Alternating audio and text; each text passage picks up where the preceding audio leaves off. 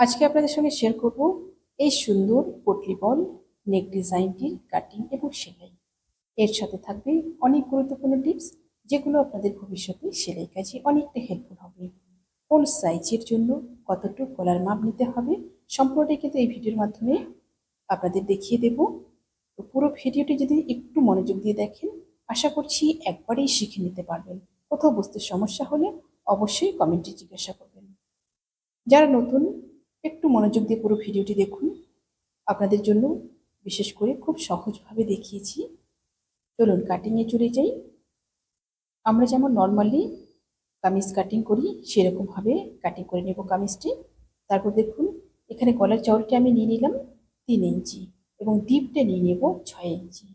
যেহেতু এটি কুর্তি ফুল শোল্ডারের মাপ রয়েছে, এখানে কিন্তু গলার চওড়াটা 3 ইঞ্চি এবং ডিপটা 6 ইঞ্চিতেই রাখলাম। এর ছাতি রয়েছে 40 ইঞ্চি। এবার ঠিক এভাবে বক্স করে নিয়ে গলার শেপটা করে নেব।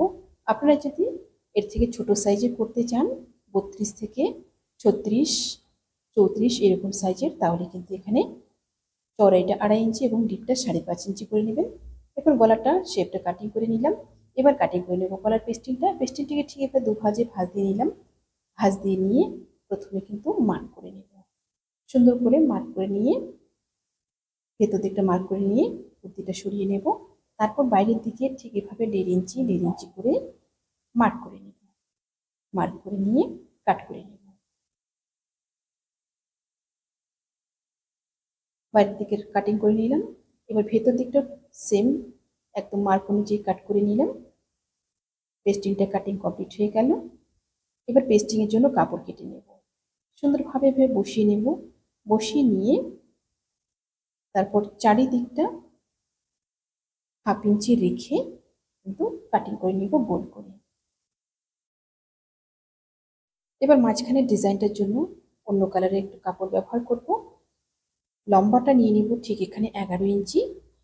এভাবে কাপড়টি কিন্তু ডবল ভাঁজে রয়েছে, দুটো ভাঁজ রয়েছে।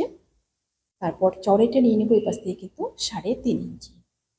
ঠিক এভাবে 3.5 ইঞ্চি নিচের দিকেও নিয়ে নিব। নিয়ে একটা বক্স করে নিয়ে কাটিং করে নেব। আমার চ্যানেলে যদি নতুন হয়ে থাকেন, চ্যানেলটি সাবস্ক্রাইব করে দিয়ে পাশে থাকা বেল আইকনটি প্রেস করে দিন, যাতে আমি নতুন ভিডিও আপলোড করার সাথে সাথে আপনার কাছে নোটিফিকেশন পৌঁছে যায়। যারা ফেসবুক পেজ থেকে দেখছেন, পেজটি ফলো করে আমার সাথে থাকুন। সুন্দর করে মার্ক করে নিয়ে এবার একদম মার্ক অনুযায়ী বক্সটা কাট করে নিচ্ছি।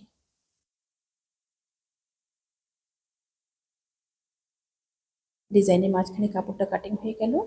এবার পটলি বলগুলো কাটিং করার জন্য ছোট করে টুকরো করে এভাবে কয়েকটা টুকরো কাটিং করে নিচ্ছি। এরপর চলে আসলাম সেলাইয়ে। দেখুন, প্রথমে কিন্তু পটলি বলগুলো রেডি করে নেব। এভাবে আমি স্পঞ্জ একই মাপে কাট করে নিয়েছি। স্পঞ্জগুলোকে দেখুন এভাবে হাত দিয়ে মুড়িয়ে মুড়িয়ে গোল করে নেব। গোল করে নিয়ে কাপড়ের মাঝখানে দিয়ে তারপর কিন্তু আবার চেপে চেপে এটা কিন্তু টাইট করে নিতে হবে। এটা যেন লুজ না থাকে। লুজ থাকলে কিন্তু এর সেটিংটা ভালো আসবে না। এটা কিন্তু টাইট করে নিতে হবে। টাইট করে নিয়ে দেখুন এইভাবে সুই দিয়ে একদম টাইট করে গিট দিয়ে নেব।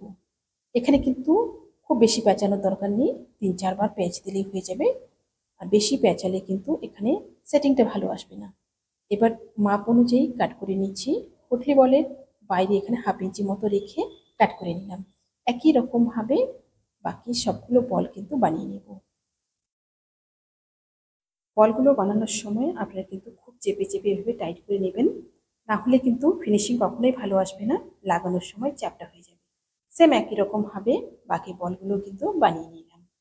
এবার এই যে এক্সট্রা কাপড়টা রয়েছে, এই কাপড়টার সাথে কিন্তু এটা জয়েন করে নেব। ওপর দিক থেকে 2 ইঞ্চিতে একটা মার্কিং করে নেব। 2 ইঞ্চি একটা মার্কিং করে নিয়ে তারপর পরপর বলগুলো লাগিয়ে নেব। ঠিক এভাবে মার্ক করে নিলাম। আপনারা যারা নতুন তারা কিন্তু এখানে এই 2 ইঞ্চি যে মাপটা নিলাম তার নিচ থেকে কিন্তু যতদূর গ্যাপে আপনারা বলগুলো রাখতে চান সেই হিসেবে কিন্তু মার্ক করে নিতে পারেন চক দিয়ে, তাহলে কিন্তু আপনার কাজটা করতে সুবিধা হবে। আমি এখানে আইডিয়াতে লাগিয়ে নিচ্ছি। যেখানে 2 ইঞ্চি মার্ক করেছি সেখানে ফার্স্ট যে বলটা সেটা কিন্তু এইভাবে দিয়ে নিব। আর যে সেলাইটা আসবে, সেলাইটা কিন্তু যে জায়গায় আমি সুই সুতো দিয়ে প্যাঁচটা দিয়েছি সেই জায়গায় কিন্তু সেলাইটা দিতে হবে। ঠিক এভাবে পরপর যতটা গ্যাপ রাখবো সেই হিসাবে বলগুলো সাজিয়ে নিচ্ছি। আর এই জায়গাটা সেলাই করার সময় কিন্তু কাপড়টিকে দুদিক থেকে সাপোর্ট দিতে হবে। দেখুন ঠিক এভাবে পরপর একদম সম্পূর্ণ বলগুলি লাগিয়ে নেব। যারা ফেসবুক পেজ থেকে দেখছেন, আপনারা যদি এই ভিডিওটি পরবর্তীতে আবার দেখতে চান, টাইমলাইনে শেয়ার করে রাখুন। পরবর্তীতে এই ভিডিওটি দেখে দেখে কিন্তু নেক ডিজাইনটি সুন্দরভাবে বানিয়ে নিতে পারবেন। একদম লাস্ট অবধি এভাবে লাগিয়ে নেব। আপনারা যদি আরেকটু ঘন করে দিতে চান, আর দুই একটা বল বেশি করে বানিয়ে নেবেন। ঠিক এভাবে লাস্ট পর্যন্ত দিয়ে নিলাম। লাস্টের দিকে 1 ইঞ্চি ছেড়ে দেবো জায়গা সেলাই করার জন্য। এরপর দেখুন আরেকটা যে পট্টি রয়েছে সেই পট্টিটাকে উপর দিকে দিয়ে দিলাম। উপর দিকে দিয়ে এবার সেলাইটা দিয়ে নেব। এটাও কিন্তু জয়েন্টটা করার সময় কাপড়টি একটু এই পাশ থেকে সাপোর্ট দিতে হবে, কারণ মাঝখানে যেহেতু উঁচু উঁচু রয়েছে, টান না দিলে কিন্তু সেলাইটা ঠিকমতো সরবে না। সুন্দরভাবে বলগুলো জয়েন্ট হয়ে গেছে। ঠিক এবার এভাবে খুলে নেব। খুলে নিলাম। এরপর সাইড দিয়ে লেস লাগিয়ে নেব। লেসটাকে দেখুন ঠিক এইভাবে সোজা দিক করে এভাবে মুখ করে বসিয়ে নিচ্ছি। বসিয়ে নিয়ে চারিদিকটা জয়েন করে নেব। ঠিক এভাবে লেসের মুখটা কিন্তু পটলি বলগুলো যেদিকে রয়েছে সেদিকে রেখেছি।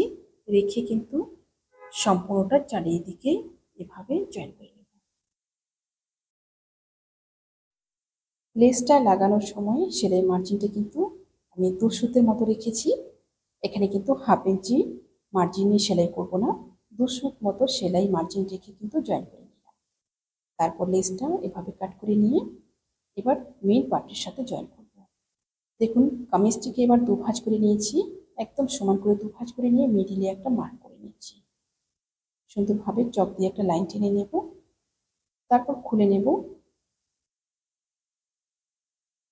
খুলে নিয়ে উপর দিক থেকে আরেকবার লাইনটা টেনে নেব। সুন্দর করে লাইনটা টেনে নিলাম। এবার নেক ডিজাইনটা এখানে বসিয়ে নেব। দেখুন ওপর দিক থেকে কিন্তু এখানে 1.5 ইঞ্চি ছেড়ে দেব। 1.5 ইঞ্চি ছেড়ে না দিলে কিন্তু রাউন্ড শেপটা এখানে কভার হবে না, গলাটা কিন্তু নিচের দিকে নেমে যাবে। 1.5 ইঞ্চি ছেড়ে দিয়ে মিডল পয়েন্ট মার্কিং মিলিয়ে নিয়ে কিন্তু এভাবে ওপর দিকে একটা নিচের দিকে একটা পিন দিয়ে লাগিয়ে নেব। ঠিক এভাবে পিন দিয়ে আটকে নিলাম। এবার সাইড দিয়ে আর 2-4টে পিন দিয়ে সিকিউর করে নেব, যেন সরে না যায় সেলাই করার সময়।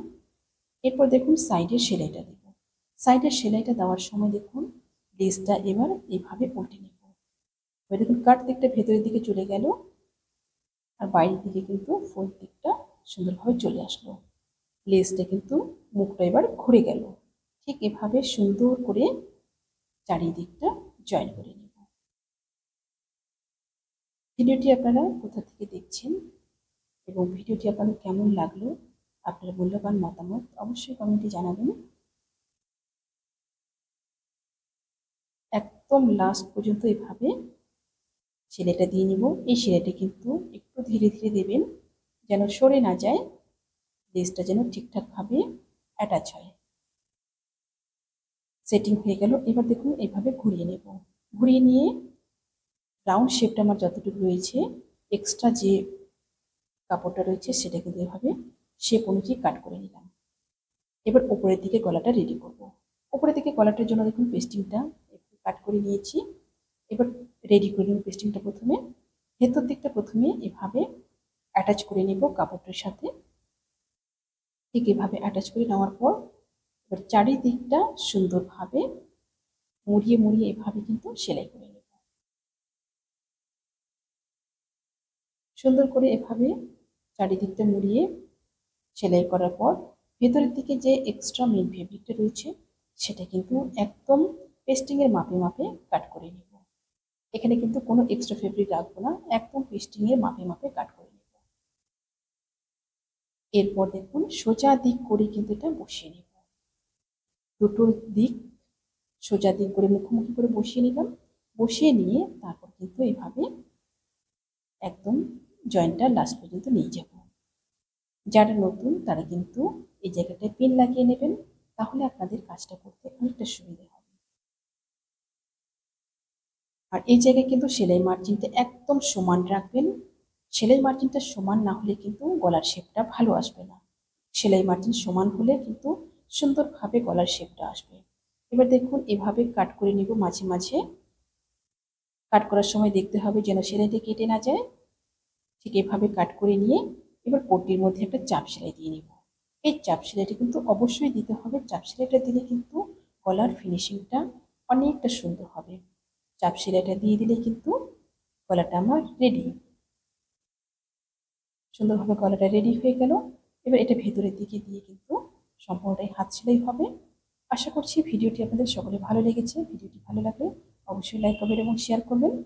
আজকে এই পর্যন্তই, দেখা হচ্ছে পরবর্তী একটি নতুন ভিডিওর সাথে।